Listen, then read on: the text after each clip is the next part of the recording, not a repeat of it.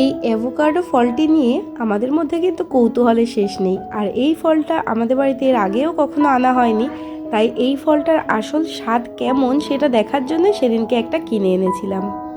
আর এই ফলটি কিন্তু বেশ দামি একটা ফল, আর এই একটা অ্যাভোকাডোর দাম নিয়েছিল প্রায় 150 টাকা মতন। এবারে দেখি এই ফলটার স্বাদ কেমন। আর সত্যি কথা বলতে এই ফলটা যখন আমি প্রথম খেলাম, মুখে দিলাম, এর স্বাদ গন্ধ কিছুই নেই, একদমই বাজে খেতে। মানে সত্যি সত্যি একদমই ভালো না খেতে। তবে পুষ্টিগুণ বা খাদ্যগুণের দিক থেকে এই ফলটা কিন্তু খুবই ভালো শরীরের পক্ষে, আর বাচ্চাদের খাওয়ানো তো আরও অনেক ভালো। তবে হ্যাঁ, এই ফলটাকে একটু প্রসেস করে নিলে কিন্তু খেতে খুবই সুন্দর লাগে।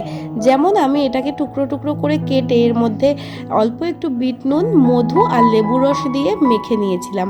তখন কিন্তু খেতে বেশ সুস্বাদু লাগছিল। আর তোমরা সেই অবস্থায় ফলটিকে ওইসব দিয়ে একটু ম্যাশ করে স্যান্ডউইচ বানিয়েও খেতে পারো, যেরকমটা ভিডিওতে দেখায়। তো সেরমভাবেও খাওয়া যায়, তবে আমি আর স্যান্ডউইচ বানাইনি।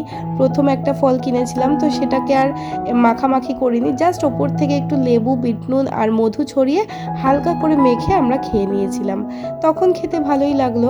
কিন্তু শুধু শুধু এই ফলটা খাওয়া মানে খাওয়া যায় না, আমি তো পারিনি। তোমাদের মধ্যে কেউ যদি খেয়ে থাকো তারা অবশ্যই পারতেই পারো। আর এই ফলটা দেখো কীরকম পিছলা, ধরতে যাচ্ছে এরকম পিছলে যাচ্ছে। আর লেবু, মধু সব কিছু দিয়ে মাখার পরে দেখো এই ফলটা এরকম দেখতে হয়েছে, তো খেতে বেশ ভালো লাগলো।